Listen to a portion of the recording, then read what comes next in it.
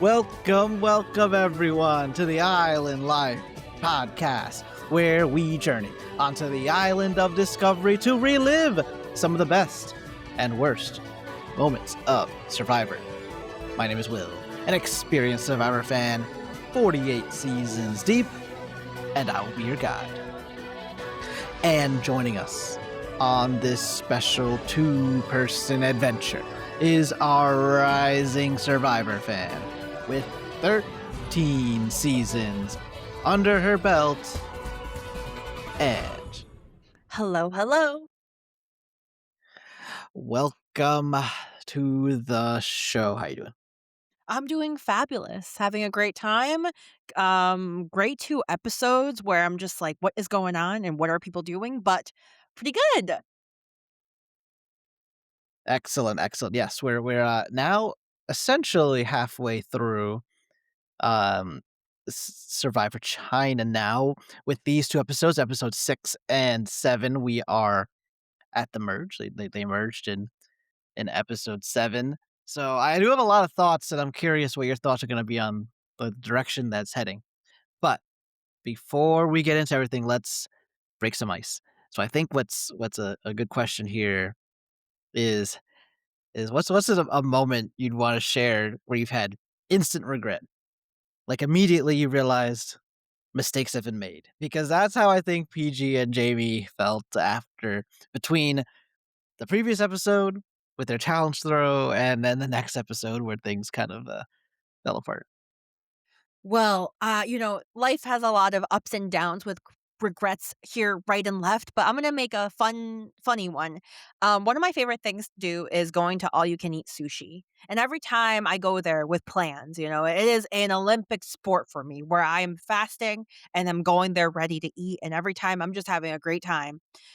But every single time I overorder and suddenly there are plates of sushi and we're at the point of everybody's like, I'm full, and everyone's pushing it to another person. We went from the beginning of all you can eat is everyone's eating, everyone's taking. And then now suddenly everyone's slowing down. And in an all you can eat sushi place, you got to pay if you're not finishing the food. And you don't want to Oh do no. that. So you are gonna eat it all no matter what. And everyone's pushing at one another. You start trying to hide it in like little napkins. And those are the times where I get regrets of why did I do that? And why do I keep doing that even though this is like the 10th time I've been? Like despite learning my lesson, I Oh don't no. learn. This is repeated Yes, instant yes, regret. yes, every time, and then by the time I get the bill, I need to be rolled out of the sushi spot. I'm like, instant regret. Why am I here? I'm never coming back again, and I come back again. I'm back, and I don't learn. That is a continuous, loop of instant regret. It goes through, like, like the stages of grief. Mine is the stages of sushi all you can eat sushi. It is the wanting, you want to go, and then the going, you go, and then the planning, then you go, and then the eating phase, and then the regret phase hits in. And then it goes into loop again, over and over again. This happens like a couple times a year, where I go, and it's a pretty good time every time. Have you considered the non all you can eat sushi places out in the world to perhaps resolve this trouble? Will, how could you even say that? No. All right, well, Absolutely there's your not. answer. Yeah. I'm gonna make this mistake again and again and again. Just like some of these survivor people, I can't with them. But sometimes it's worth it. Sometimes it's worth it. All you can eat sushi is worth the pain, guys. So if you hear this and you are craving some sushi, do it. Do it. Go for the all you can eat sushi. Go ham. Imagine it's like, go out there, make my mistakes. Do Yes, go out there and go through the stages of, sushi grief, sushi regret, and, live your life. Well, we're gonna have to go. We're gonna meet up, and we're gonna have to go to all you can eat sushi, and you're gonna have to go through this yourself in person. all you can eat sushi plus hot chocolate. Oh, okay, wow. That is rough. That's gonna be rough because it's already so heavy, I'm drinking water or having some tea. Hot chocolate, wow, that's gonna be a rough one. Well, that's just deep callback to, like, our season 47 or That's 48 true, of how episodes. much we can drink. That is a combination episode right there. It would be you, me, and F on one of our days when we hang out. That's what we're gonna have to do. We're gonna have to do all those challenges in one day.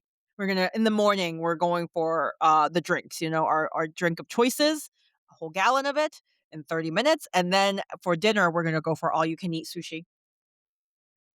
Now, uh, I thought about my instant regret, and it comes from the college days of minimize all costs of all kinds, no matter what, at any cost. So, one time, our friend group, to get back home, decided to take the Amtrak.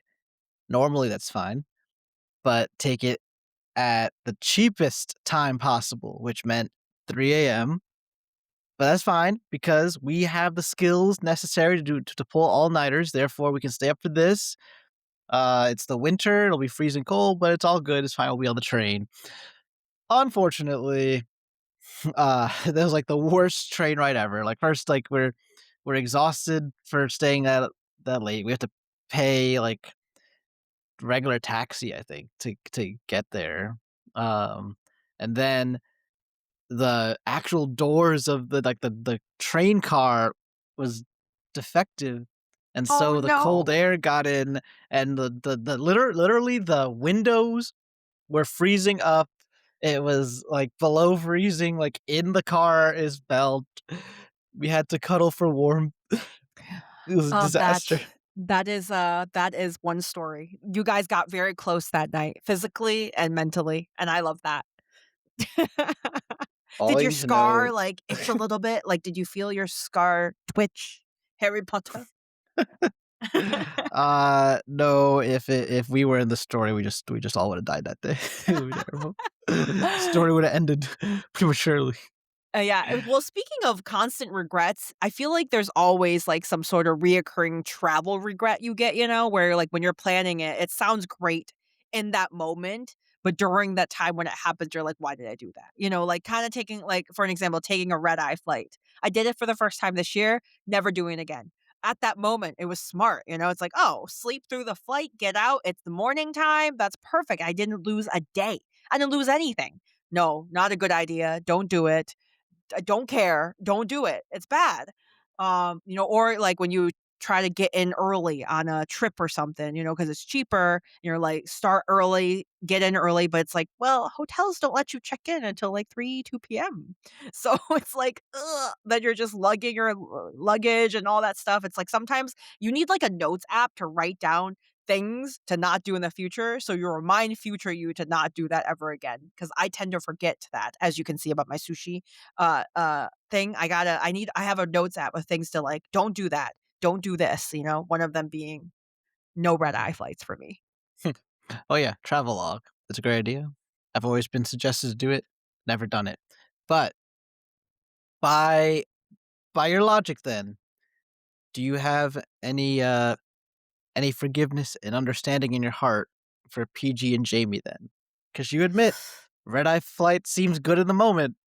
Their Mhm. master plan last episode felt good to them in the moment. What do you think?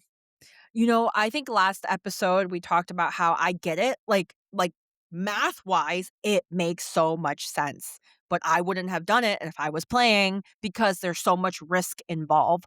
So I feel like I understand why they did it, and I think that I do give them like this edge of like, "Hey, I get it." It was a good play at that time, calculating and thinking about all the things, but there were so many things that could have gone wrong, in which it did in the end. So, it's not their fault that this all happened, but it also kind of is. Like I feel like their play wasn't like so bad where I'm like, oh my gosh, it's so bad. They don't deserve to be even here. Like get them out. Like it's not like that. It's more so like I wouldn't have done it. It was a big bet, and the odds of them failing was way too high for them to try that. And it just doesn't make sense. They could have made good with James and who's that guy that left?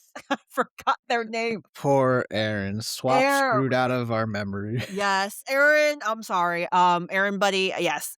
So they should have, like, made nice with Aaron and James and try to work with them rather than just cut their ties off and be stuck on that thing. Because again, how would you know if Frosty and Sherea weren't getting close with the other people, which is exactly what happened. And I don't know if she remembers, they were not tight with Sherea. It wasn't like they were tight, and I don't even know, like, I've never seen them that close with Frosty either, you know? I think if it was the opposite way where it was like, um Eric and the other team, and Jamie felt very strongly that Eric wouldn't flip and all that stuff, then maybe, but that's still a high gamble. You know, you don't know what's gonna happen in Survivor. Relationships, like, are very volatile. It gets created quick, it gets breakdown quick, so you can't trust on that. So I rather trust on winning and not going home and building relationships. You know, I'm not trying to break anything here. So, yeah, that's where I would go for. Yeah, it's tough because half of the story of episode 6, is about how the challenge throw has backfired. And really, it comes down to Sharia. Frosty's kind of his own thing, but Sharia has no active desire to work with them. You're right. Like she was not aligned with them and didn't feel like tribe loyalty. Like was annoyed like every time that Dave wasn't voted out. And so it opened the door for a possibility that she might flip. Plus, just by numbers, like you might even if I do like you, like, well, this other group has more numbers. I might just choose to work with them to be on the winning side of this war that's coming. Exactly. That makes Uh, a lot of sense, you know? Like, I rather sometimes it's not about the feels, it's about the if I make a better relationship that could propel me forward closer to $1,000,000, I'm gonna sadly do it. You gotta do what you gotta do. yeah. You know what maybe could have saved everything if when they get that note, in episode 5, before these 2 we watched, the note that says they're swapping people, if John Who had just not unbelievably assumed that they were just getting 2 people for free, if they deduced that it was a swap of 2 people each, the 5 of them could have come up with this strategy together. Then they would actually be on the same page, and you'd be more confident that they're gonna get back together after the merge. But Yeah, but that but didn't happen. but but there was no opportunity because they didn't think that was gonna happen. Somehow they thought that they were just being given 2 people, so that never came up. Maybe that's ultimately the because I still think it's an excellent strategy. I'm still a supporter of the challenge throw. The Oh, the math okay. the math the math makes sense. It's just that it's supposed to be a tribe plan, but it was actually just PG and Jamie's plan. If Yeah. it had been all 5 of them together before that swap, it would've been perfect. But now it's a disaster. Um, and actually the the problem is that they have totally alienated James. I mean, James oh, by the way, other problem, they've revealed it was, like they revealed it was a throne challenge too because James hadn't been 100% sure until tribal council. So now he's uh, you would think there's no way he would work with them. I phrase it that way because clearly PG doesn't agree. Yes, But yes. Kinda but cringe, I'm not gonna lie, kinda cringe, like, why would you think that James wanna work with you? He literally is like, "Just take me out, man. Just take me out. I don't wanna play with you yeah, guys anymore."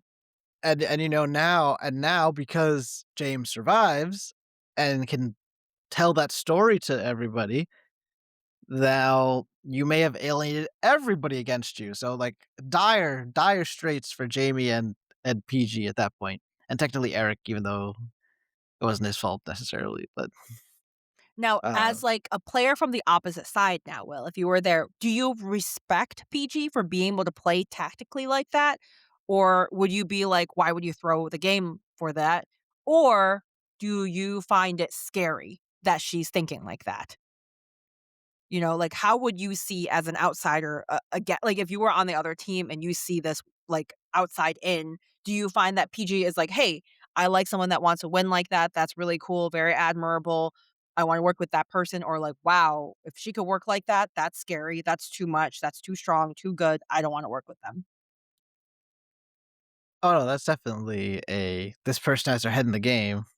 Mhm. They Okay. they they are gonna be a threat, at least strategically, Uh-huh, uh-huh. and so then it depends on, uh, who we want at that point. We'll actually get into in more in episode 7 who they target and why, but for me, if I find out that it's PG, because I guess they also I don't know if they know for sure who was the creator of that plan between the 2 of them, or they might even think that all 3 of them, Eric included, came up with it. But if I find out specifically it's PG, then yeah, like, well, also I might it's like some people are like would think of it as underhanded too. Uh, but more than anything else, it's very strategic and good too, because you might have a strategy, but it's awful. So I'm not worried about you coming up with awful plans. But this felt Mhm. like a good plan that actually technically it worked the first time. I mean, they got out Aaron, who they wanted to get out. Um, but we're kind of getting into episode 6, which by the way, episode 6 was called That's love, baby. Make you strong. that's James and that's love, baby. It makes you strong. James in a way better mood, but not at first. At first, in the aftermath of last episode, he's working very hard, wakes up early. He actually says in confessional he wants to keep everyone well fed and comfortable, do the work for them so that there's no excuse to not win. Unfortunately, James's logic is pretty flawed, I think. I think the idea is they'd be too ashamed to lose on purpose because they'll be well fed. Like they won't there won't be an excuse to hide behind, but that won't matter if they are just willing to throw the challenge. Then they're not worried about being ashamed. Yeah. That plan doesn't work out that well. I was more so seeing, if he, like, works all this stuff, then they wouldn't take him out because, like, "Hey, he's kinda useful," and they kinda feel bad, um, taking out the person that's feeding them, you know? Mm, that's what I was seeing it as too. Um, but, I mean, it's just such an interesting flip, but I respect James for that. I do respect him for flipping that. You know, he had a rough time yesterday, losing his people, his person. So, him flipping back to trying to, still stay in the game. I respect that. Yeah, yeah. I don't really. I said it when we were watching. I don't know what advice I'd give to James at this point because at this point they just threw a challenge to get out one of you. You had a big blow up at tribal. Like you weren't doing yourself any favors in terms of like you weren't even pretending to be on their side. So I guess if it was nowadays, it'd be go look for the immunity idol, but Yes. he doesn't even know there's immunity idol, so there's you can't do For anything there. now. Dun, dun, dun. Dot, dot, dot. Yeah, exactly. Speaking of, okay, so we see on Fei Long, Todd, pulls in Amanda, and, even though we know Amanda and Todd are aligned, we haven't gotten to see a lot of their planning just because it's not too often that Fei Long has had to go to tribal council. Is kind of the situation. Um, but they're talking now, and it's Todd revealing that A, there is an immunity idol at all, B, that it's here, and C, here at camp, and C, that he has several clues and he's had them for a while, but he hasn't been able to find them. So what'd you think of Todd revealing everything to Amanda? I always don't really like when they tell other people things because it gives them more power, the other person more power and them less so. But I think that if you've been looking, and he's gotten the clues for a while now because he got it from Leslie, right? and then got Yes. another clue. Like, so he's got all the clues he can get. If he can't find it, like, time is money. Like, you're gonna merge, and who knows which beach you're gonna end up in, and you might not get it there. I think it was a smart move to go forward and be able to, like, tell the person that he trusts the most, which was Amanda. So it I think it was good timing in his move because how else are you gonna find it if you don't get some help, right? I'd rather find it and have some people know than never find it. Yeah, well, there's also a chance, like, what if somebody else gets another clue and then they find it and not you? Like, there's that situation. That's true too, yeah. The only risk was, would Amanda see, like, "Oh, so you could have told me 12 days ago, but you didn't." But I think what helps here is that the idol itself is still pretty new, and I think, like, if Jeff says, "This is meant to be a secret," people kinda take that as law, so I don't know, there's not there isn't hasn't developed quite yet this idea that people share this information, I think. I think Todd telling everyone, which he will shortly do, is not typical, and it took 12 days for it to happen, you know? Yeah, it sounds less like a quote unquote like strategy for not saying at this time. I think like the meta is just Exactly. more so like, oh, okay. I mean, that's cool. I mean, glad you told me at least, you could have just hide it forever, so I'll take it. I wouldn't think about that. But I think current game would be like, oh, now like after all this time, or I don't know. Now I guess time is different in the current seasons, but I think you always just feel like you're not that close to somebody if you had to find out from another person.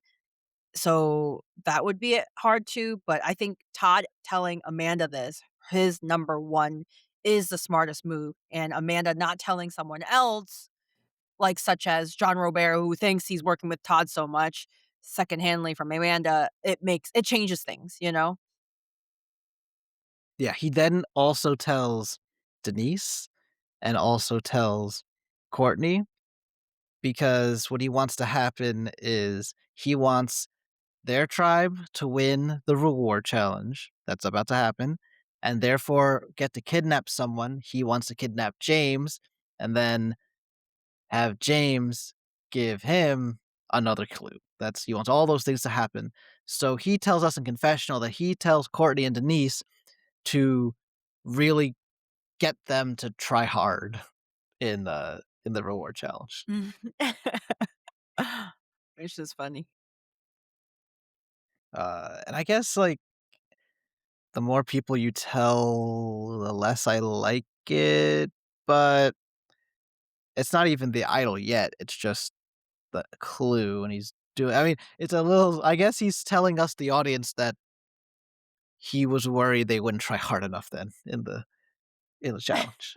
But it's also like, that's what I was gonna do anyways, like, and if I was, like, the people that were gonna play, it's like, I'm gonna try hard no matter what, like, no or yes or no, like, um, hint? So I guess, I don't know, that's just kind of weird to say. I feel like current would have been like, "Oh, what do you think, I won't try hard? Like, come on. I'm not working for you, I'm working for me, for my game, not your game." Yeah, exactly. Uh, so everyone understands the plan. The mission is win, kidnap James, which brings us to our reward challenge, which is called Search and Decode. So one at a time, you're gonna have a tribe member run into an abandoned Chinese village and into like houses, and you're trying to find uh plank with your tribe color on it in one of the houses, untie it, bring it back. You need to find 8 of them. And then once you have all of them, you are solving a word puzzle by sliding the planks in these slots where it reveals letters, and you're trying to spell a phrase, which turned out to be um it's like the journey of 1,000 miles begins with the single step. I think that's what it was. A long one. This one was interesting. I do like a little slidey puzzle thing and them having to find stuff. I love the part where PG is trying to like unknot the stuff and talk to Sherea about some game plan, kind of being like, hey, we're still on your side, like we're still on our group. And Sherea like just not no response. Not even like a look of reassurance of like, "Oh, I'm so glad," or like, "Mhm," or like nothing. Not even like a "Mhm," or like a nothing. Sharia is like, I don't know, was she just so focused on untying this knot? Or she was like, "I'm not gonna talk to you because I don't wanna work with you," and she can't lie to save her life. But that was so awkward. I know. I mean, and it's possible. It could be, the focus of untying the knots and everything. It could be, but it at least like in what we were shown, that silence did seem to hang. And then PG like said another sentence, and she said nothing again. It's like, oh, Yeah. That's not giving this is not giving, reassurance right there, Like, that would be where in the sushi buffet where I have that instant regret moment. It's where, "Oh, man, I done effed up. I done effed up. I messed up my game, ruined relationships with my current tribe, and, potentially might lose tonight's thing and go home protecting somebody that doesn't wanna talk to me." Like, oh my gosh. Like, I don't know, is this, like the lack of the game of PG where I'm like, "What is happening?" So that was bad. That is really bad. yeah. I wonder, like, we don't see this happen. Like, if like Sharia, what she could have done, because I think PG even says like we threw it for you. Like she's trying to Yes. tell them like the deduction would be, oh, and don't we'll do it again. Don't worry. But Yes. so Sharia could have, if she understood that, made a play to gain some trust by then repeating that to some people from Fei Long and like show her loyalty type of thing. But that doesn't seem to happen. No, Sharia's gameplay is questionable at best. I don't know what the thought is. I don't know what she's trying to play. Um All I know is I feel like she's been making enemies both sides, and the people that did wanna work with her, like PG, Jamie, and Eric, her original tribe, she doesn't even want to care for, don't seem like I feel like a lot of people in this season, or a good amount of people in this season, have their own, like they just feel like they could win this game individually with no relationships, with nothing. Like, burn all the bridges, go for it. You're going to end up top, whatever, which is not true. I don't think that is true, but I don't know. I feel like a lot of people in this season have that. Um, I don't know. And Sharia had that. I feel like Sharia, I don't know where Sharia's gameplay was going. Who are you going to go with next? Like, who are you close to? Are you just going to go alone and make enemies and hope that you're so bad that nobody's gonna vote you out, Is it like that type of gameplay? I don't understand it. It's tough. It's funny the way you described that. So I'm gonna describe the reward real quick, and then I'm gonna come back to that. So because uh Fei Long ultimately wins this, and I don't know that either tribe was necessarily trying to throw in this case because, well, Fei Long definitely not. They want to win, and then Hu, it should be in their best interest to win. There doesn't seem to be any advantage to lose this, but they lose anyway. And James is kidnapped back, and he will join the rest of Fei Long going to the Charmin Tea House. Sponsor alert. And at this tea house, which we can talk about them all enjoying like some nice comforts in a minute, but we get Todd taking James aside and essentially saying, "Hey, James, I know that you were given a thing you need to read on your own. So tomorrow, after you read it, give that thing to me. I know what it is. Don't worry about it. Just give it to me." Uh, and so I want to ask you what you think of this comment from Todd. Sometimes throughout this game, I feel like I am the only one playing. So so based on you being confused that so many people seem to believe they can play without anyone, uh, do you agree with Todd that he's the only one playing right now? I I have to. I have to agree that, yes. Maybe I'm biased because Todd is my, winner pick, but also he's the only person that's making moves in terms of he is building relationships with everyone, attempting at least, he's trying to make good with everybody, which causes a rift with Courtney later on, but, he has a relationship with Amanda, John Robert, weird relationship going on there, but, a relationship, Denise, Courtney a little bit back in the day. Again, he is that good that people trust him with the clue, and that is a lot. I think he is playing the game where he's trying to get into people's relationships, understand what is going on. No one has yet, though, no matter how good this his gameplay is, though, maybe their tribe has yet to, like, go to, tribal as much, so they don't have to, like, I don't see that as much where his name is on the chopping block, but his name is rarely on the chopping block. I don't think I remember them hearing like, "Oh, Todd is a big threat. He's a big social threat. We need to take him out. I don't wanna be there with him." No, no one's ever said that. Like, they've never talked about it, and it is very interesting to see that being played out. Is it because everybody likes him enough and feels good with him that they don't wanna take him out? Because if you feel good with somebody, you don't wanna take that person out. Um, but and they don't know that, nobody knows that Todd is close to all the other people, and it's a very well played, intricate way of playing the social game, which is awesome. Meanwhile, we have Courtney going out guns a-blazing. Like, I don't even Uh, know what's going on, Courtney's like, "I'm gonna make everyone my enemy, and I don't care."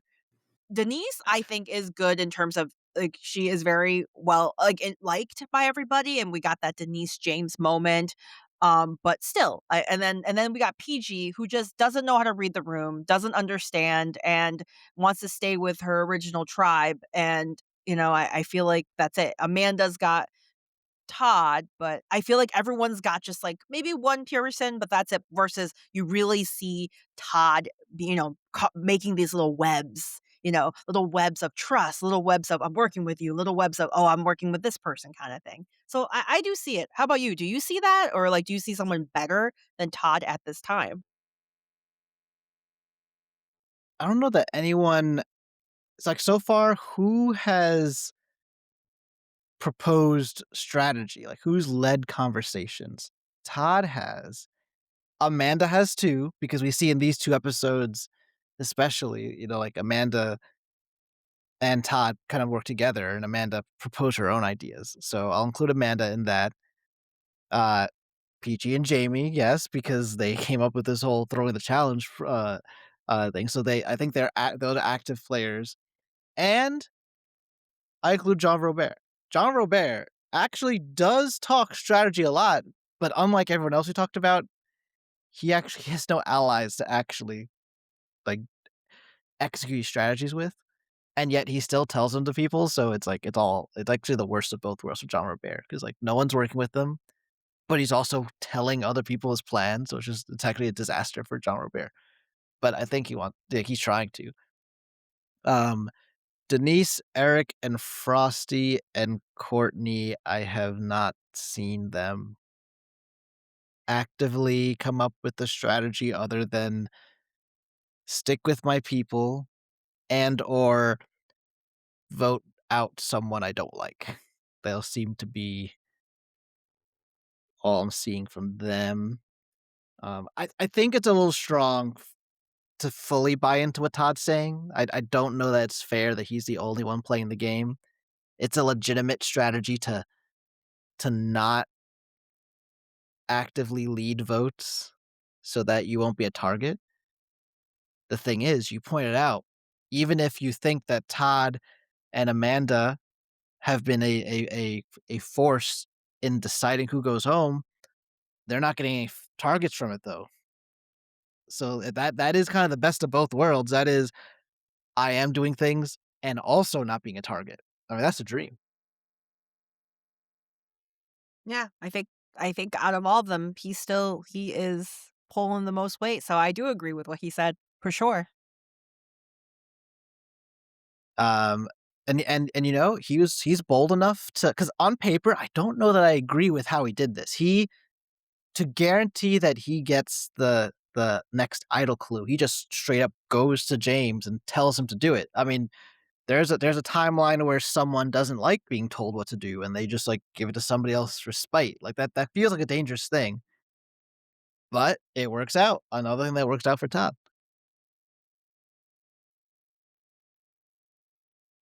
I knew And they were he, gonna pick James.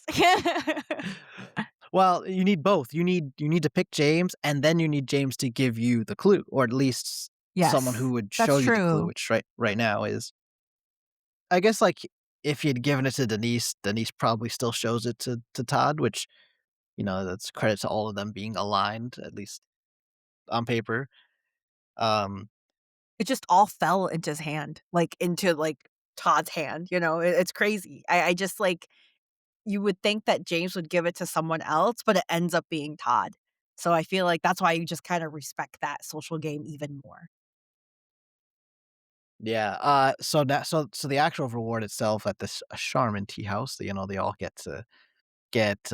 get the tea, they get, look like pastries or some kind of snack that Mhm, they had mhm. there.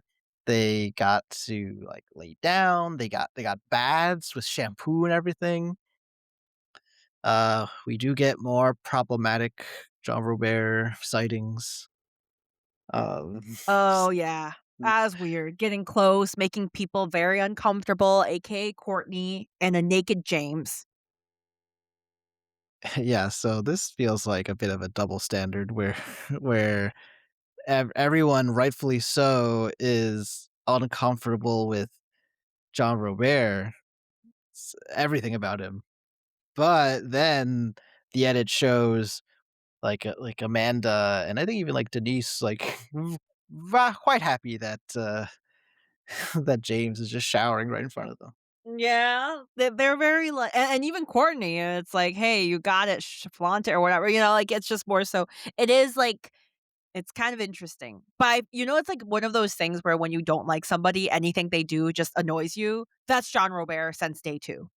Like, that's been him, and whatever he does, no matter, like and his whole gameplay was like, you start from the bottom and you only can go up. No, John Robert, you start from the bottom and you keep going down because no matter what you do, it's gonna rub someone the wrong way, and that's what's happening with his gameplay. And, versus James, I feel like James is, like, not in front of your face mean. Like, from outside, he seems like a chill dude, charismatic, but from behind, when he talks with his dudes, like John Robert, that the ugly in him pulls out, and nobody sees that, though. Like, as an audience, I don't like James because there's some parts where he's not great, and I don't like it, later on what he says about Courtney, but, like, she doesn't know that. They don't know that. They don't know your confessionals. They don't know your side talk with the dudes. So, they don't see that. So they like James. James is charismatic, very nice, very sweet, very smooth, and just, a very objectively attractive guy with abs and everything that just comes out. So people are like, "Woo, that's fine." But it's just kind of like it's very interesting that difference of the two. But even though in a way they're very similar, you know? I do wonder, that shower setup, like, could he have not been, like, I guess they were meant to keep their pants on. Maybe that's what it was, or Yes, I the think that's bikinis, what it would be. Yeah, yeah, because they're because something there's on.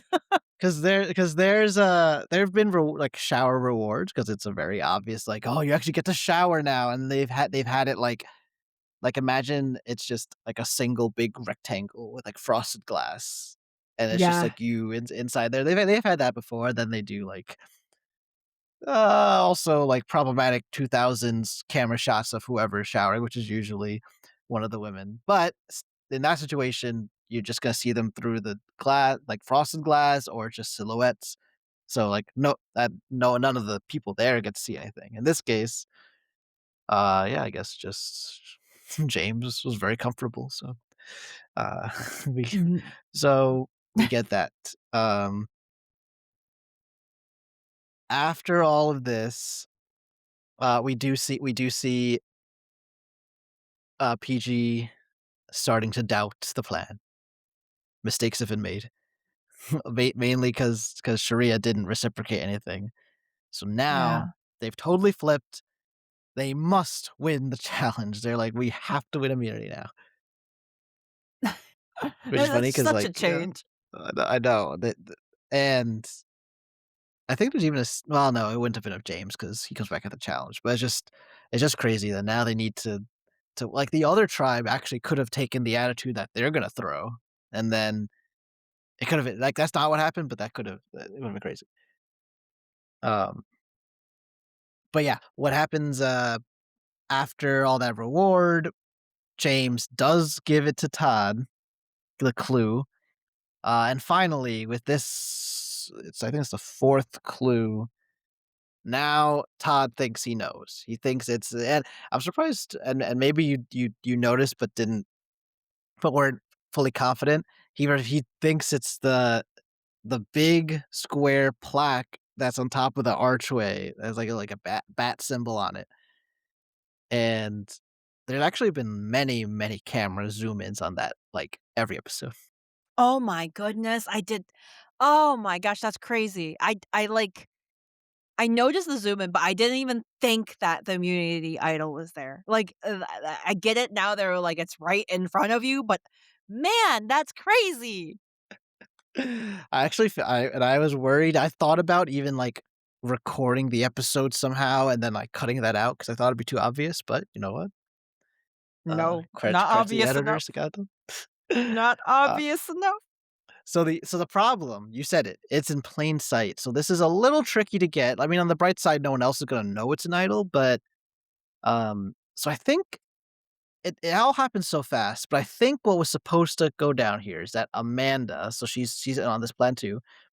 Uh, she she starts poking at not the idol itself, but I guess like some of the shingles like above it. And I think what was supposed to happen is she was gonna do that like during some of the day to make it to establish that that's what she's doing today, so that later when she actually tries to get it or Todd gets it, it doesn't look weird.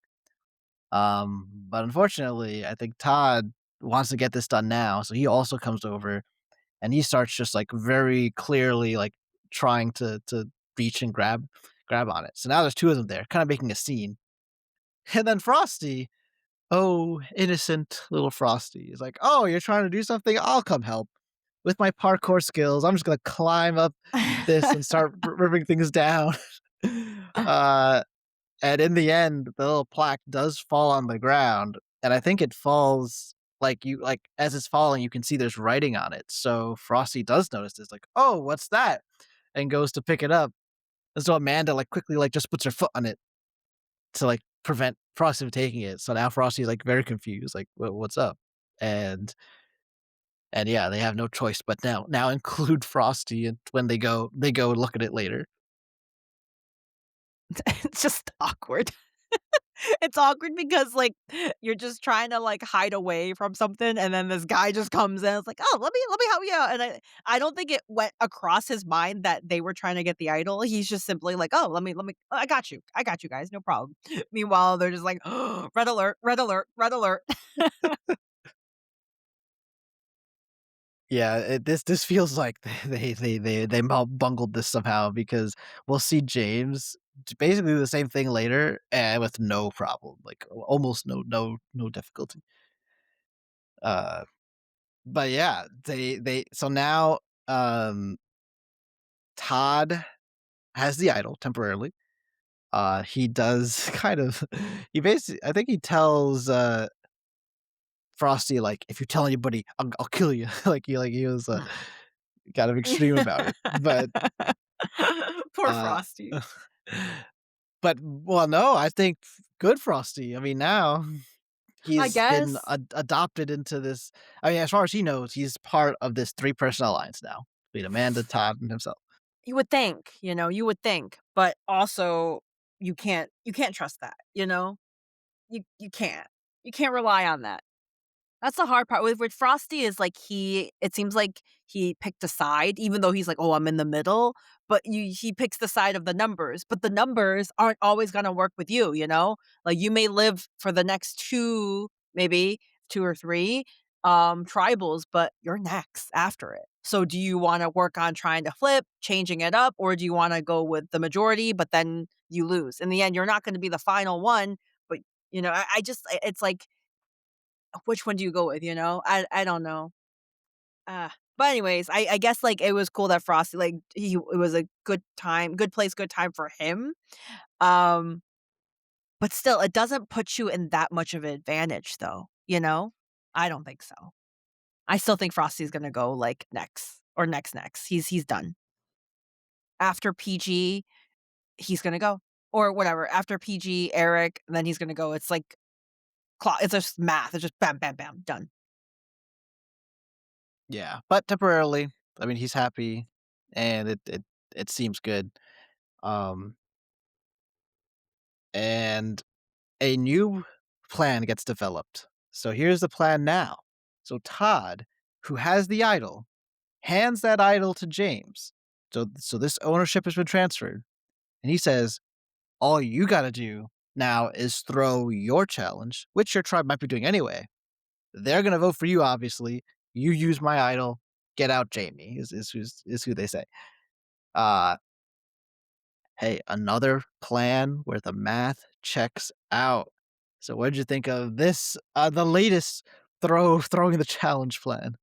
Honestly, this one makes more sense because you're actually communicating to the tribe, like you're with, like there's communication between tribes.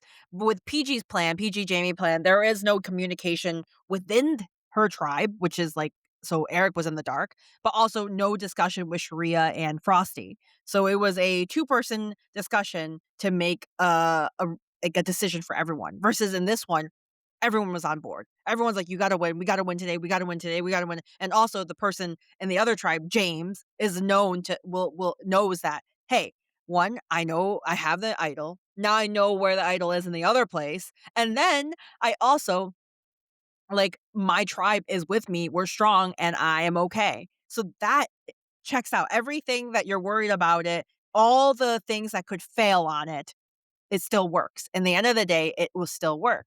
So I think this works out. This math checks out, and also most of the things that could fail works out. There is no risk of James going home if he loses at all. He has an immunity idol in his pocket. He's going back with one, and he gets another one. So if let's say he ends up, using that one that night, losing, and they don't merge, and he goes again and lose again, he can live guaranteed two tribals. That is smart. I think that works out, and there's communication with both tribes, so it makes sense. So, I think he's in a really good position, James. He's in a really, really, really good position. Yeah, this felt like this felt good. You're right. I agree with you. This even better than the other challenge throw idea. I have one criticism. I'm always nervous handing idols away. Yeah, Like I don't know why he did that. couldn't Todd have been like, "All right, I found it. I'm betting that yours is gonna be in the same place. Throw the challenge and then go grab your idol Mhm. and save yourself." That's what I was thinking. I was like, "Wait, Oh, Todd, really? why Okay. didn't you keep it for yourself?" Like, I got confused. I was like, "Wait, you're gonna give it to him?" And then he also knows where he's gonna get 2? Like, in Todd's point of view, that's a bad play. In James' point of view, yes, please. If I was James, like, "Yes, thank you so much. I really appreciate that." But Todd, what are you doing? You worked so hard to get this, now you're gonna give it away? And you're gonna he basically gets 2? That's crazy. That's crazy talk. So, yeah, that's where he lost me a little bit there, but, I guess if you wanna guarantee that James get it and that because they don't know, maybe someone else did take the other one, and then James doesn't have an idol, and they can't just I guess they can't switcheroo um, during the immunity challenge. So, maybe you can. I don't know, that's never occurred. So, um, I don't think you could do that. But if you can, I mean, I guess that's a part, But like you a wouldn't but yeah, I I guess don't you know. wouldn't know. I mean, I know if James you're gotta give you a worried look, like, "Mm-mm," like a shake of because the in this head, case, like, this is a very weird scenario where, um, James is with you until the immunity challenge, so you still don't know, even at the challenge, if anything's changed back at the other camp that somebody else has it, so you know everything you're gonna know. walking into the challenge. That I understand the counterpoint I think is if you wanna this is the way to guarantee the plan's gonna work. Why take a chance? Because you're right, what if someone else found the idol? What if your assumption's wrong? It's not in the same place, or it's not the same thing. Like, what if that beach does have these planks, but or these plaques, but they're not idols. The idols is actually something else. Well, then it's just all gone wrong. Um, so maybe, but that's I remember thinking that I was like, well, you are giving him like you're sacrificing your own power. But that does bring us to the immunity challenge, which is called Survivor Smorgasbord, Oh, which is the that's food what's eating called? challenge. Survivor Indeed. Smorgasbord? Oh, cool.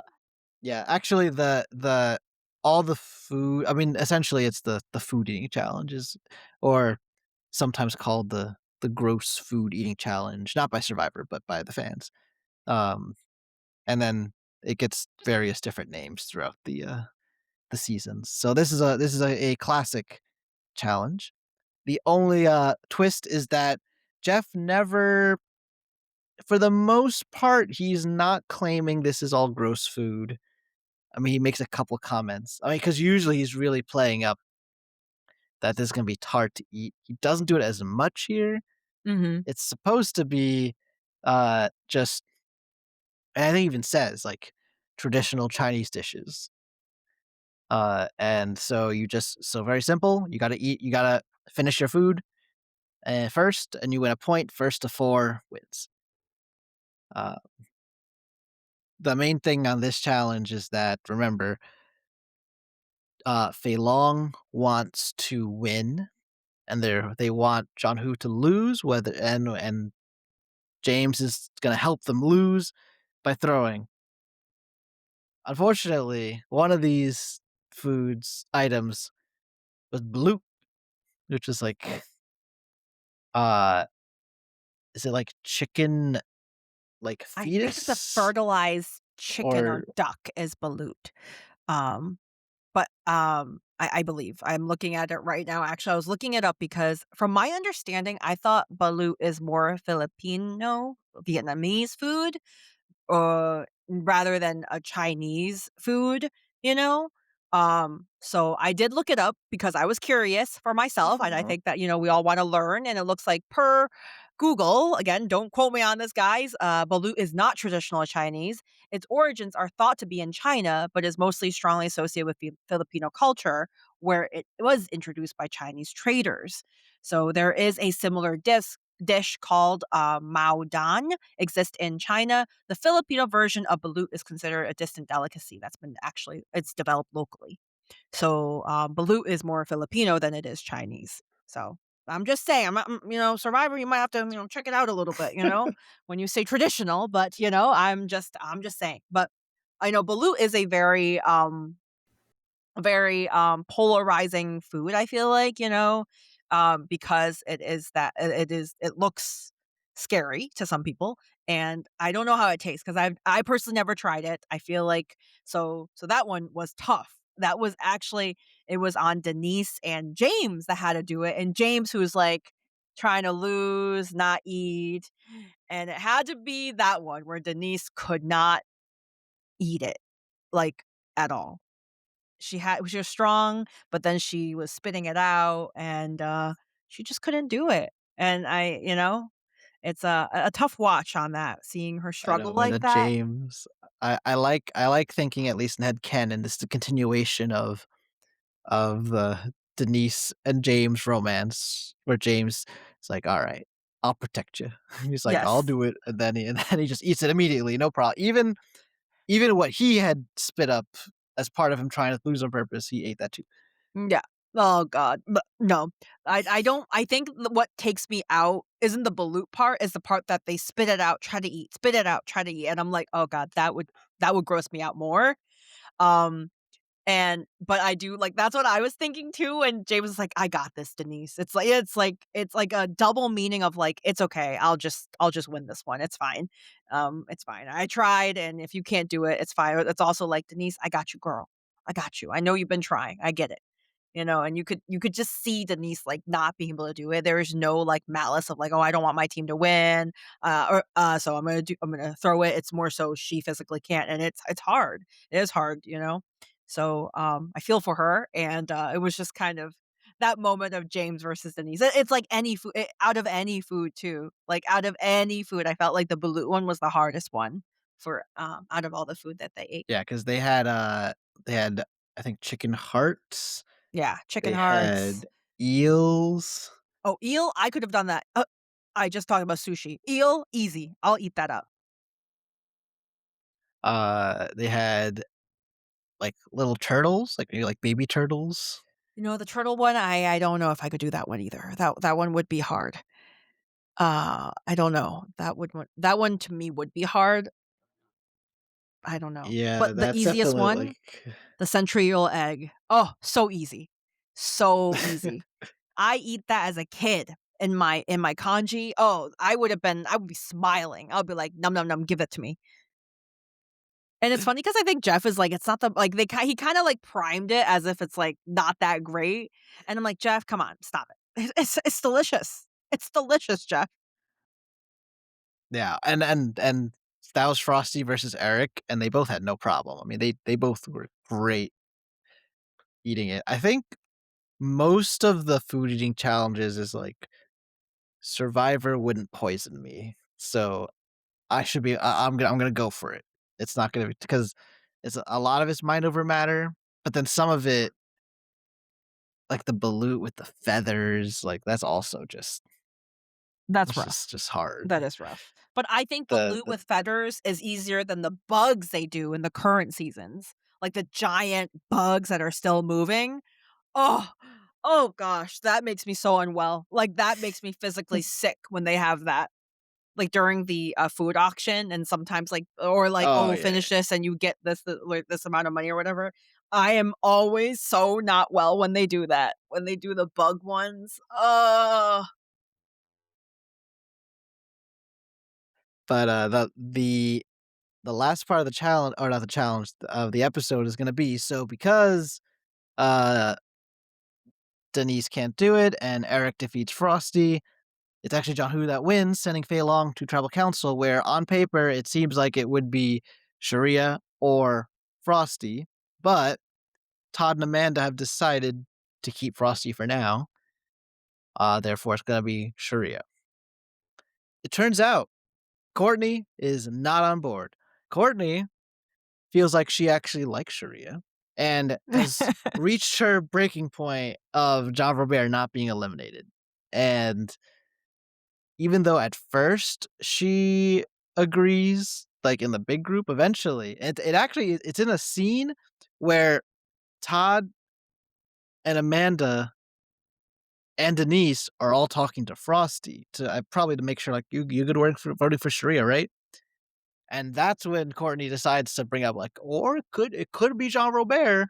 I mean, and yeah, this is the rest of the episode and into Tribal Council of Courtney just can't bring herself to vote for Sharia, but more probably more than Sharia just not voting for John Robert.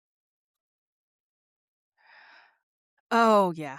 I just I don't think it's like, I don't think it's the fact that Courtney feels like she's stronger, like, closer to Sharia because I didn't see them close at all. It's just the fact that she hates John Robert more than she just is okay with Sharia. But everybody is so on to, like, just sticking, like, original Fei Long that they're like, "Nah, we're not doing that. Cut that down." Like, no matter how much we don't like Jean Robert or Courtney, we're gonna have him stay. So we're gonna stick Fei Long strong, and we're gonna take out Sharia. So, I mean, all this discussion, but it was kind of like Courtney during tribal was a little bit wild because I'm a little scared because she's like saying things like, I feel like I'm on the outs. I know like the two people that are new are feeling on their outs, but I felt like I was on the outs. And it's like, wait a minute. The people that are working with you were probably like, wait, so all this stuff was not real? Like, you don't feel like we're close? Like, what's going on? Now people might not want to work with you anymore because you don't feel close to me. Um, And then she's just going guns a blazing, being like, "I don't like you, Jean Robert," which is fair. Like, he is a piece of, like, we don't like him. I don't like him, and I think he deserves to get, like, not winning $1,000,000. He deserves to get taken out ASAP. However, if we're not sure John Robert's gonna leave tonight, maybe we save the hard hitting stuff for later, Courtney? That's where I would go. But she went for it. She was like, "I don't feel tight with these people. They keep taking the people I want to stay in. Like, how do I feel good about this?" And in the end, yeah, John Robert stayed and Sherea's out. Right. Not before John Rivera got to tell everybody that he's a bad boy, though. Oh, yeah. Oh my gosh, that is so cringy. That was such a cringy moment. I forgot about that. I think I just kind of blocked it out, Will. John Robert goes like, I'm a bad boy." And when people say that, it's one I don't think you should ever say that about yourself. I mean, maybe you could reference it to somebody else, be like, "Oh, yeah, he's a bad boy." But even that is cringy. But him referring himself that, and, like, Courtney just, like, was like, "Just no, you are not. You are just disgusting. You are a disgusting guy. There's no bad boy in you?" And then the talk about, like, "Do you drive a Harley?" It's just kind of an awkward thing. The camera, like the way it was edited too, of Jeff looking earnestly and seriously, he's like, "So if he had a Harley, would that make him a bad boy?" Like Jeff's trying to learn how to be a bad boy himself. Yes, yes, Jeff is just like, "I'm trying to understand what a bad boy is," like, what is a baddie? A modern day baddie. What is that? Tell me more. Uncle Jeff needs to learn more about the terms you say these days. But Yeah, this doesn't but work like no, that. I definitely agree with you about Courtney, that she is putting herself in future danger by it doesn't really matter that she's fighting John Robert, because that relationship's pretty much lost regardless, but you are lowering your standing with the rest of your allies, and you actually don't even vote with them, because she doesn't. She votes, for John Robert, while everybody else besides Sherea votes for Sherea, and, yeah, we lose Sherea here. Um, it sounds like you would not be, interested in seeing Sherea play again. Yeah, that's a gnar for me, Sherea. I didn't get her planning, her ways of plays did not work, she didn't build any relationships, I'm sorry. Tragic, tragic. And with that, we will move on to episode 7. This is gonna be our merge episode, and it was called I'm not as dumb as I look, and maybe they're figuring it out. "I'm Oh. Not As Dumb As I Look" was the name of this episode. Oh, Jamie? Yeah, this is not a great Jamie episode, even though I think there were some okay moments of it for her, This aged but like ultimately cottage cheese. Oof. No.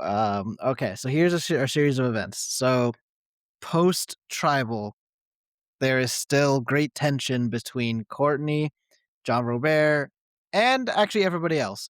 Like John Robert is talking while everyone's laying down and sleep, because he was attacked by Sharia and Courtney at that tribal council. So he's trying this, and it's actually even a bit more by Sharia than Courtney, because Sharia's like, and by the way, nobody else likes you. Like Sharia was coming hard. And I think he's trying to get people to make him feel better, like tell him that's not true or something, Mhm. and because Todd had kind of, tiptoed around it. He's like, "Oh, I like who you are now," kinda say, like, "You've gotten better," type of thing. Mhm. Yeah. Um, Then that's because he's Amanda's protecting his game. He's trying to protect his relationship with John Robert by not saying, like, he's great or anything, but also not saying he's bad, so he's playing in that middle ground. right, right, and Amanda says that whatever's going on is between you and Courtney, and Todd says either you work it out or you don't. So no one's taking a stance, while they're all together. We'll see later, uh, Courtney confront Todd, and, uh, she's still upset that they didn't take out Jean Robert, and is is bringing up, like, everyone's being nice to him, everyone's just sucking up to him, which is true. I think that is happening. Um, Todd starts out calm. He actually says what you just said, like we need him. I need him for my game. Obviously, you didn't need him for your game, which is actually kind of maybe too honest. Like that's Yeah, a kind little too of a much. heartless thing. But this spirals out of control. I think eventually Todd gets frustrated and is like we can't let him know that we don't like him, Courtney. Yeah, Like yeah. he kind of loses cool.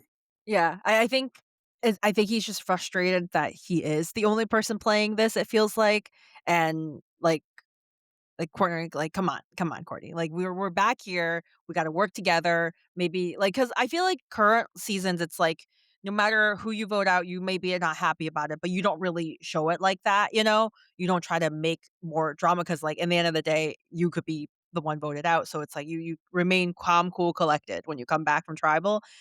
Courtney didn't do that, and basically she's upset and telling Todd like her how she's upset and she just felt like she's in the out. She's told everybody that she's never felt like she's part of it. She's been the outsider. And I feel like to Todd it's like a whoa, really? Like I thought we were working together. So I feel like that also got him a little where he's like, okay, I mean, if you don't feel like one, you're not playing the game, two, we're not close. So what's the point? I feel like it's just all that accumulating together, making Todd like explode. And I get it. I get it. Yeah, I think this begin last episode and this episode are a spiral of what I would describe as things getting messy. Mhm. It's not even if you are the only one playing the game. I mean, if you let I mean, if everyone else is doing the I mean, like, if you're the only one playing the game, at some point, that becomes a risk to you, and the messier things get, more dangerous it's gonna get. Yeah, for sure. Um, so, suffice to say, Courtney mad. Yeah. She does also this is also when she makes the comment that she doesn't really feel like she needs to be anybody's friend in this game. Uh, she al she also says, "I dislike everyone else more than I dislike Todd and Amanda, and I think they mistake that for friendship." Which that's a harsh thing to say, um, might be right, but I But think she's saying, why? I don't like anybody, not even Todd and Uh, Amanda. I just dislike them less than the other people. yeah, but it's just not winning. It's not winning gameplay, Courtney. Like, I don't get it. Who is gonna if you make it a top 3, who's gonna vote for you? Literally no one. Why would I wanna vote for you who doesn't like me? Like, I think it's just human nature that if you don't like me, then I'm not gonna wanna vote for you for $1,000,000. And her gameplay has yet to be anything but ordinary, Well, It's yeah, nothing. if everyone hates you or 'cause I don't know I guess she's not necessarily saying that people don't like her besides Jean Robert, but she doesn't like anyone, and that and I think what's Okay, missing I from get it. Courtney is you and what Todd has for now at least, is you don't need to like someone to, like, make moves with them, and that's what Courtney doesn't have right now. Yeah, yeah. No one wants to make a move with you. Nobody wants to be close to you, and, it's tough at this time of where you're at in the game. This is also when we flip to John Who, and we will get the main theme of the episode, which is that Eric sighting, who doesn't get to do much on the show so far, but he notices actually, and Jamie together, they notice that that the plaque is now missing on their arch because, by the way, well, discreetly, uh, James was able to get the one that's on their camp. It does turn out to be the same spot. So James now the owner of 2 idols. And so Eric goes and, like, knocks like, he finds the one that's on the floor because I guess James, when he was grabbing them, one of them was just not the idol, and he just tossed it aside, and he grabbed the real one. So they find that one he tossed aside, and while PG has no comments on this because PG doesn't know there's an idol, she never got any of the clues, Jamie did, and remember via, uh, revealing "What's your middle name?" Followed by, "I'm a virgin," followed by, "There's an immunity idol." Eric knows there's an idol too because of that chain of events.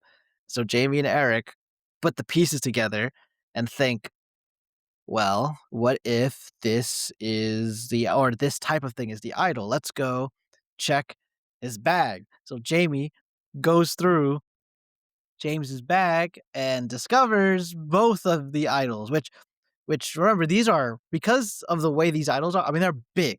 You're not hiding this in your pocket. This is a big square plaque here. Uh, and so now they know that he has them. They don't. I guess they don't like. She feels them in wrapped up in two of the pant legs, but she never actually takes them out and like inspects them and discovers like the writing on the back, which will turn out to be a very important detail. It was just too I don't know. I can't you can't blame them because at that time it's so new, like now it's hard to know what an idol looks like and who knows every season's might be different and this plaque might be the idol, but it's like I don't know. I don't wanna say I don't think Jamie was like quote unquote like what people have been calling like dumb. I don't think she was dumb for thinking this is the idol because why maybe it could be, you know?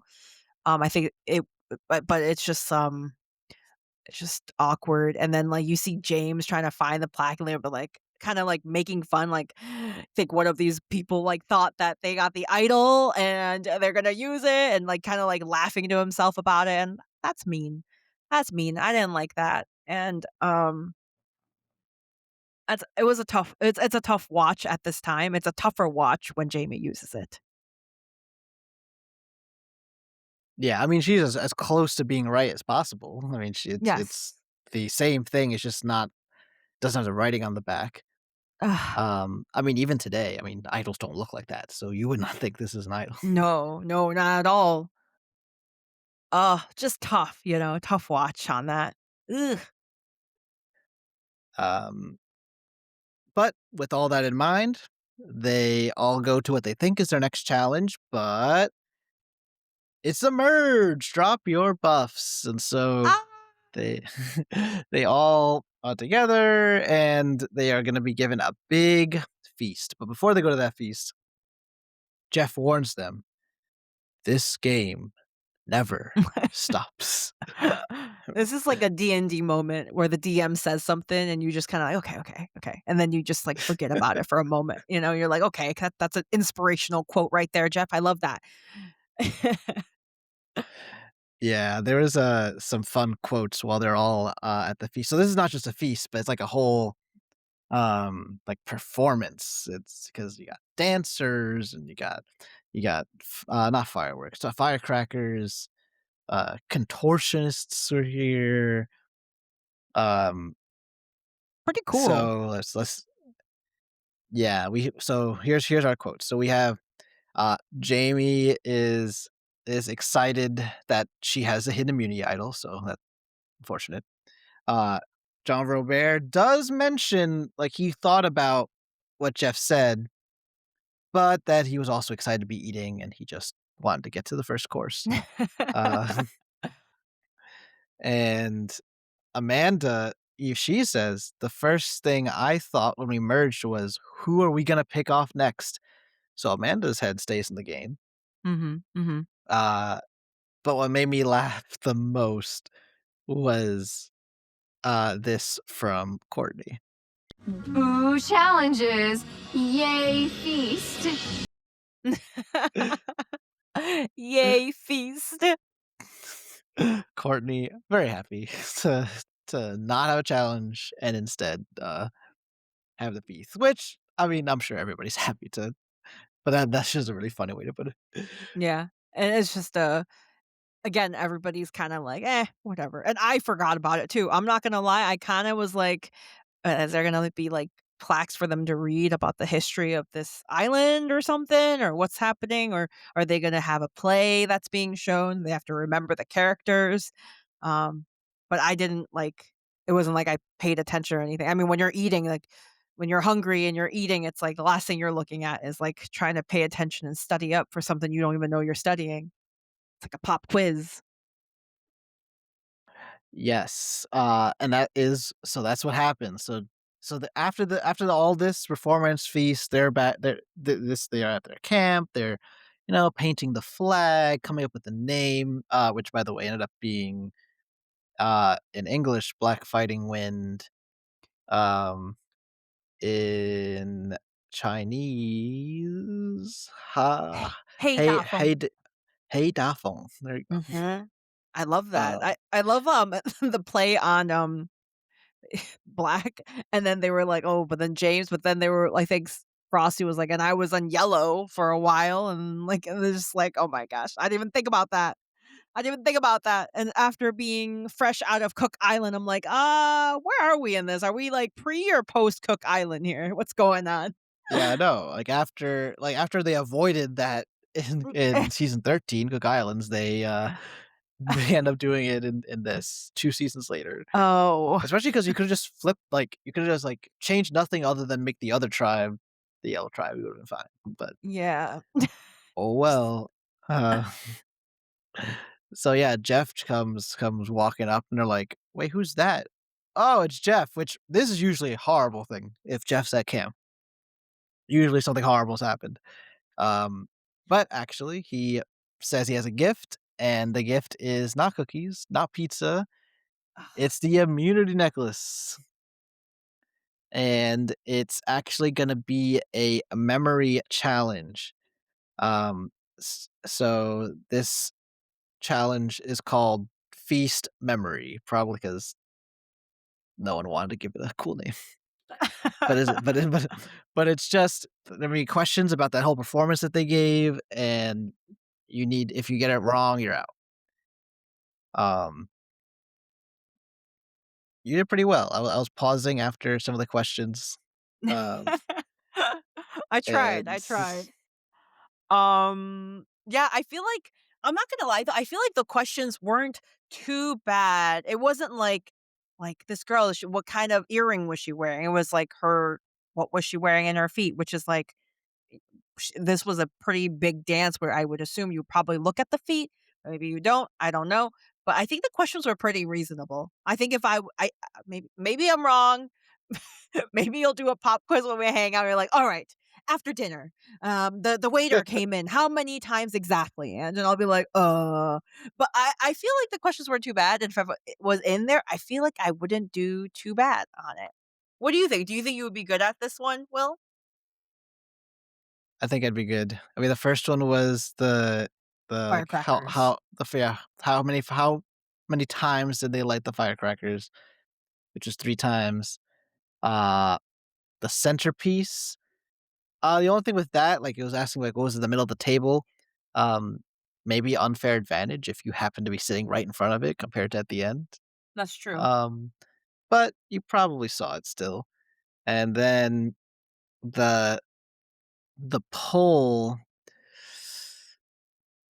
I mean, I am surprised. I think what happened is they didn't remember, but the colors of the season are red and yellow because those are 2 original tribes, so everybody just guessed red or yellow, I feel like, is what happened. That's fair. Um, and then what were they wearing on their feet? I mean, that was a little mean making a trick question, but I guess it depends if did they have any kicks so that you would actually see their feet And it as looked part of like their they were like, dancing? they were kinda like swinging out their feet and also like, swinging the dresses, so you would be able to see it if you watch their performance.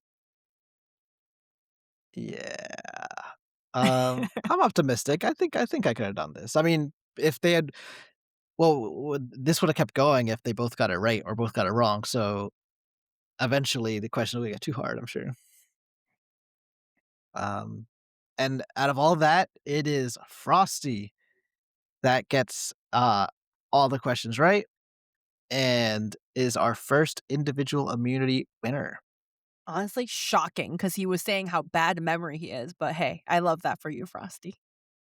Yeah, this is actually probably a good point, good time here. So we've had 3 challenges these episodes. So there was running into the houses to get the planks of woods and then solving the plank puzzle. there was the food eating challenge, and then there was this memory challenges. So how do all three of those stack up against our usual obstacle course Ooh. plus block puzzle? I think I like the concept of the memory challenge because I didn't expect it. Even though Jeff said that, I was like, interesting. Anyways, so I liked it, but I think if it's overused, I wouldn't like it because it's like, oh, people will know, like future scenes, like, oh, this is when the merge feast, and this is when Jeff gets us a pop quiz. I really got to study up. I don't like that. I like the idea that it is a pop Mhm. quiz. No one expected it. No one was studying for it. And boom, there it is. So I like it now, but I think if it was repeated, I would like it much less. The puzzle in terms of them collecting the planks and stuff, I think that was okay for me. I would say, it's kind of given. I think I prefer obstacle course over that one. And what was the other one that we did? Food eating challenge. Food eating challenge. I don't think we do it was tough to see them spitting out eating the food. However, I think I'm low key a sucker for the food eating challenges, so I'm down for that. I think it's a little Oh, different. okay, It's a okay. mind over matter thing, where I'm like, okay, you gotta, you really see them because you're not only being able to down it, you have to down it quick. So it's like, it's tension. There's tension to it. Although I personally enjoy the food auction more than this type of thing. Well, sure, sure, sure. By the way, uh, I forget F's opinion on it, but are you a fan of the endurance challenges in the individual phase of the game? Oh, heck yeah. I do love endurance challenges. I think they're fun. I think they have more equal ground, to be honest. I think endurance challenges is more equal ground than one-sided with like certain ones with Mhm. like you need high strength or big speed and stuff like that. I think that endurance challenges is a good equalizer for everyone to have a chance. So, going forward, I will include endurance challenges as a comparison because those tend to appear in the individual phase of the game, which is where we are now. So, we will compare to both obstacle course plus block puzzle and to endurance challenges going forward. Okay. Okay. Whereas I'm it didn't excited make to sense to do see. that in the pre-merge because they don't usually do endurance challenges in the pre-merge. Yeah, yeah. I'm excited to see. That's my favorite part about, like, when they come into merge is the individual immunity challenges because it is also very mind over matter because it's like your body's shaking, you're struggling, but your brain is like, "No, keep going, push through," and stuff, and it's kinda like it's cool to see that. Right. So now, after immunity, so a lot of stuff happens. It's they're all small things, so I'll be able to go through them quickly, but in sequence. So PG goes to talk to James and just asks you like, you're we're good, right?" And James just says like, "Oh yeah, sure." So now, I mean, she's totally doubled down on this. She not only wants to work with James, but is convinced that it's more likely than not that he is working with her, Eric, and Jamie. Why does she think that? I just don't get it. Like, PG, why would you think James wanna work with you? Like, after all this stuff, you took out one of his people and you threw the game away just to take them out, like, one of them out. It wasn't like, "Oh, James, we're working with you. I wanna work with you. We're gonna take out like, for our game, we're taking out Aaron." Like, or like, we tried to win, but, we're forced to take someone out, and that's gonna be Aaron, not you, because we wanna work with you. But instead, like, I remember Peter's like, "Do you want it more? Do you wanna stay here more than like Aaron?" Like, and then, like, James was like, "Just take me out, man." Like, not even like a yes, a no, it's just take me out. So, it's just I don't understand why PG thinks that, hey, James is gonna flip over, reunite with his people, be kidnapped, reunite with his people, and decide, "Hey, I don't like my OG people. Imma stick with you." That doesn't make any sense. And there is no, like, and then even the way James, like, is not giving any reassurance to her. It's just like, "Yep, yep." Not even looking her in the eye. It's like, if you could think that with Frosty, why don't you think that with James? Yeah, I guess what's happened, I'm trying to think of, because if I'm telling her this was a bad idea, then I should be telling PG what to do instead. I think she's trying to say, "We saved you because we voted out Aaron instead." So, Oof. like, we proved our loyalty to you, and I guess there's, like, a timeline where that works, but it just seems so unlikely. Mm-mm. I think what I would've, and this I think this would've failed knowing what we know, but it should have been, "Let's get Frosty with us. We have there's no ill will between us and Frosty, and we can show, like, hey, we did throw the challenge to try Mhm. to save you, by the way." So that's 4 people, and then they know, and Frosty witnessed himself that, uh, Courtney really wants Jean Robert, so get Courtney to join you in a vote against Jean Robert, and then, or even just egg her on to vote for him, and then the 4 of them will also vote for him as, like, a not actual alliance, but everyone voting the same way. That would cause a tie, so at that point, I guess you're just gambling on the tiebreaker, but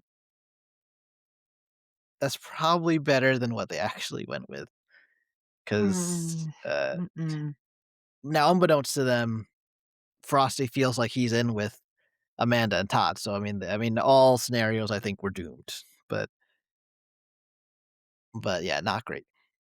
James does tell Todd, about what he observed on the other camp regarding the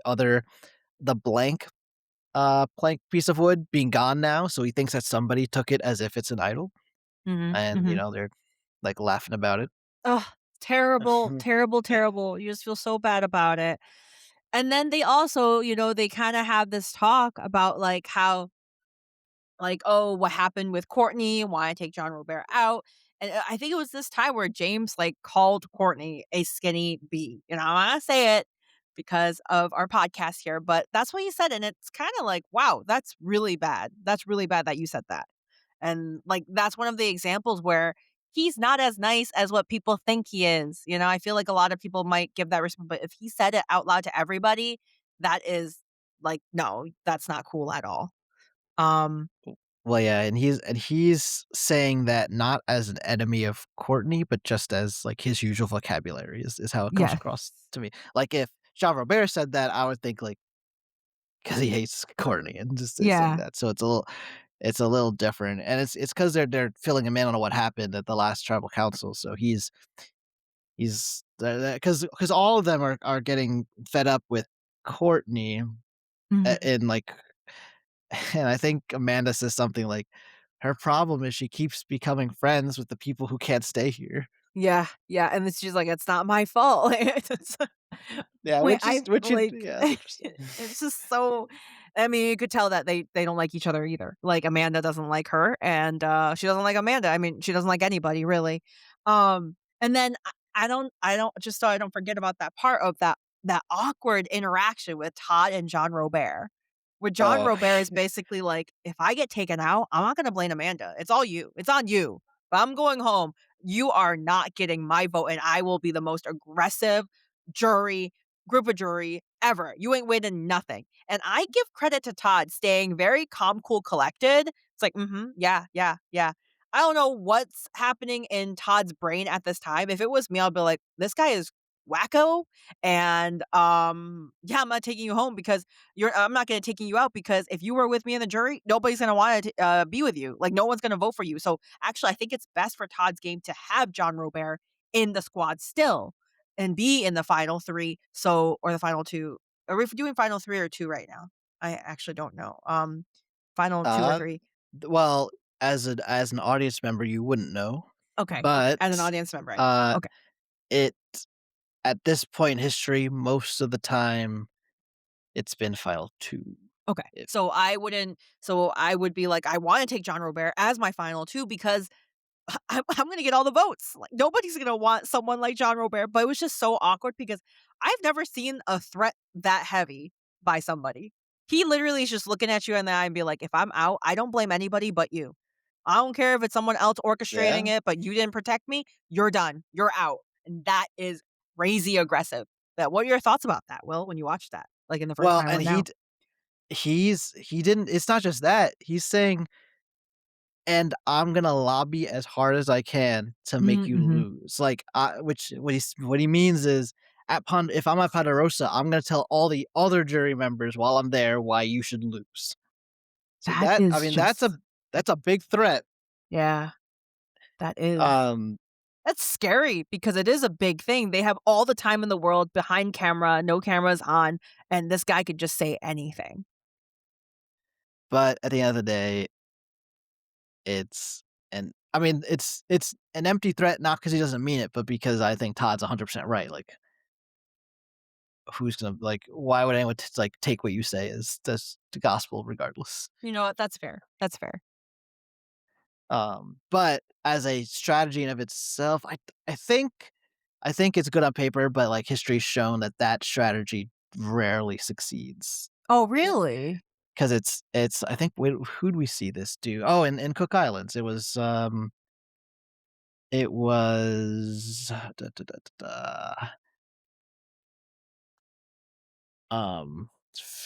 Parvati and Adam. They Oh, were like, yes. if Jonathan Penner continues, Yes, I remember then that. and I think they although Jonathan did get votes, that didn't like help. Like Ewell was not any more likely to take one of them to the end versus his own alliance. So like it's not a path that will get you there. And like you're deciding that the person you're saying it to is an enemy. Like if you say that um to Todd, like you're not that's not you trying to start an alliance with him. That's blackmailing him. So now, if anything, Mm. Todd's gonna make sure he doesn't consider you an ally. Because maybe there'd be a future where I don't know, like I trick him into thinking I'm his ally so that I can betray him later. But now he's never gonna think of you as an ally. Yeah, that's true. It is a Uh, very, hey, I mean, he is a poker player. This is his way of, putting on his poker moves, you know? Like, is this an empty threat or is this a real threat? Does he have the higher ground or does he not? You read it yeah. in. So that was strange. Also, by the way, John Very Robert's trying strange. to he's trying to before that he was trying to convince Todd to actually target PG. So I think this also looks bad for John Robert because his social capital is low because he's not unable to make any ground in trying to um persuade the vote to get changed. And like in episode 6, while Courtney was making a big fuss, she actually I don't know exactly if you would say she convinced Todd, but there's a point where Todd's like, maybe it should be John Robert. And Amanda, I would say, does have social capital because I think she's able to persuade Todd, like, no, I think we should still do Sherea. Mhm, So this is like the mhm. opposite with John Robert. Um, Jamie and Eric, they do talk to Frosty. They've revealed that they believe they have an idol. Frosty doesn't know for sure what that situation is. He knows what the idol looks like, so it might be, but like we talked about already, he thinks he's fine with Todd and Amanda, so he has no desire to go back to not that he hates him or anything, but he feels like he's in a good spot. Um, and lastly, Jamie does talk to Todd by herself and makes a very strange she says, "I know who has the idols on both tribes. So if you keep me, I'll be able to tell you like afterwards when we come back." Um, Uh, it's a bit of a it's Hail Mary weird. attempt here. Yeah. Uh, I don't think Uh, that's a good strat. and I guess the problem is, I mean, I guess it could have worked. I mean, because she goes to Todd, she's already done that once, right? Like she's or no, actually no, it's Leslie. So she may or may not know that Todd got clues, depending on what Leslie told her. Um, So better that than someone who doesn't know, but of course it falls Mm. apart. It falls apart because Todd knows everything that's going on. So like he knows for a fact that it's not true. So all you've done is solidify that he wants to get you out. Um, so this all leads to tribal council where Jamie does play her idol, or so she thinks. Jeff makes a long, like, the rules of Survivor states that when you do it, which I don't blame. I mean, again, early days of idols, so remind the audience of the rules. Oh, I think please, that's he did it okay. on purpose to embarrass her. Don't you even. He said, "Fortunately, this is not." And a beauty idol throws it in the fire, and at least a few of them were laughing at that point. It was mean. I think one of my most hated thing about, I think, Survivor Tribal is when it starts to feel very high school, like very middle school, high school meanness, you know? You could be strategic, you could be cutthroat, you could, um, you know, be go behind their back in terms of, giving them a blind side, but that's where I draw the line of, like, being mean, and I feel like they made her feel bad, and you just die a little inside seeing that, because she's already like, "Oh, I'm pretending to be dumb, and this is my persona," and then the whole edit is just her is actually quote unquote dumb because she did that, but I think if I'm gonna go tonight and I have a potential idol where I don't know if this is a real or not, I'm gonna play it. I mean, I don't think it's a dumb move. I think it's her only move. There's no shot in the dark currently. Like how would she be able to live? It's either play this and have a shot or no. And she played it. It is what it is. So it felt very uncomfortable seeing them laugh and like make jokes of it. It just sucks. I hate that. I hate it Yeah, a lot. honestly, connecting the dots here, there's some things that don't make sense to me. Oh, If do tell. if they think if plan A is that James is on their side, why don't James, we should play the idol that, by the way, your bag just like rolled over at night. I happened to see them. But now that I know, why don't you use one of your idols on me? And that guarantees we'll get one of them out. We'll get John Robert out. Mm, But instead, they go with this hope that this is an idle play, which ultimately fails. Um, I feel like that. yeah. Like, I wonder if they like at the end, like despite what we saw, kind of gave up hope that he was actually on their side by the end of it. And so their best chance was this. I I mean, they think gotta know, right? Like, you gotta know that James is not on your side. Like, I still can't get over that PG, like, is like, thinks that James is on their side. I don't wanna believe it. Like, I feel like maybe there's like a solo interview because you're like, "Yeah, I know he's probably not, but, like, I just wanna, like, get close and maybe we could pull him in or something like that." Like, maybe that got cut, you know? Maybe the edit. I'm gonna blame the edit the for edit. making this. Okay. My last point then is semi conspiracy theory. Um, if the show is mad at Jamie and PG for making a mockery of their swap, I wouldn't put it past them to just take it out on them via the edit. So make Jamie look like a fool and make PG look like a fool. If she has don't air a confessional of her explaining that, like, yeah, probably he's probably not on our side, but I gotta try. Yeah, yeah. I'd buy it. Similarly, James, harsh to laugh, but Jamie and PG are like his arch nemesis right now. So I'm sure, like for him, they're the villains, and they're getting their just desserts. You know what? Yeah, that's fair. That's fair. But I do think that it could be that now that you say it, I feel like they did they might have a bad edit where we don't see the full story. Cause like it changes the narrative when you just see those scenes of PG trying to get close. But if there were any like side being like, yeah, I don't trust James, I don't think he's on our side, but we're just, trying to like play as if we are, see how things go. Or like I'm reading him and I don't think he's in our side.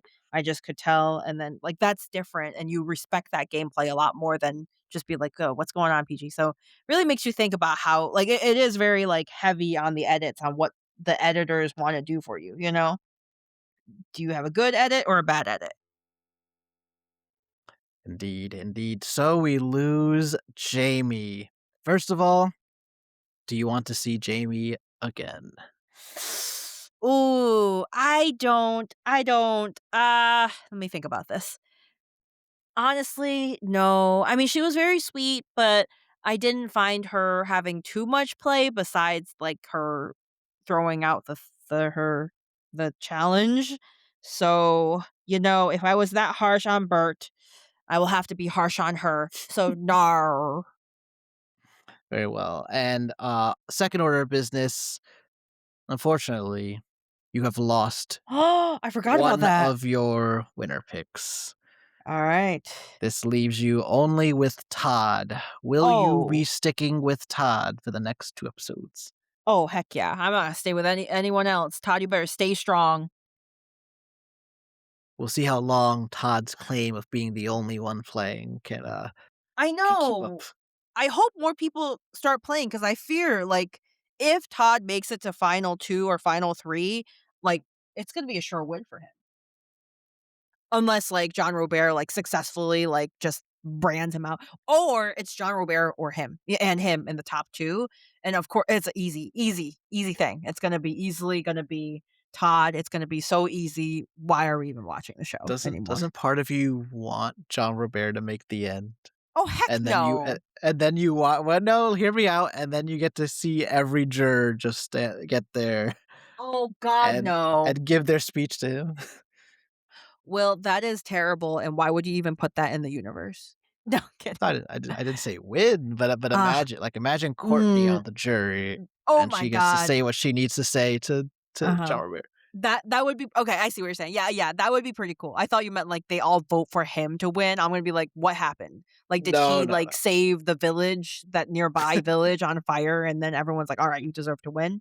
Like, that's gotta be something crazy that happened for that to happen. So, but yes, I would love, everyone just, like, going for his throat if he's on the final 2, you know? Just coming for him. Yeah. Well, only time will tell. I will get any winner pick updates from F. I imagine he'll probably stick with Todd. He may or may not stick with PG. We'll see if her performances have turned him off of her. But Yeah, I'm curious. yeah. Anything else you need said? Nar. We'll see how this wind how this wind goes, you know? Yeah. Oh, and I guess we kind of just rolled past it without you know getting excited about it, but James, now owner of 2 idols that belong to him. So we're in the individual part of the game, and he has 2 idols. So good job, James. I know. I feel like he could stay very strong. I do wonder what the challenges are gonna be because James is a classic you would think is a quote unquote challenge beast. But if it's all about like pop quizzes, memorization, then maybe not, you know? So I need to It's see like what's gonna be. the new meta, not endurance challenge, but Yes. like memory It's gonna be challenges. like, yeah, memory challenges or like you gotta know how to write this Chinese passage or something. I don't know. Or like pronunciation challenges. I don't know if this would be crazy cool. I think that would be really cool. Where they are like a professor or something is speaking in Chinese and you have to like be able to say it and whoever has the most accuracy wins. Alright. I don't know. Yeah, well, only one way to find out, and that's to continue watching. Thank you all for tuning in to this week's of Island Life. And next time we will continue for Survivor China episodes 8 and 9. But until then, and until we speak again, ciao.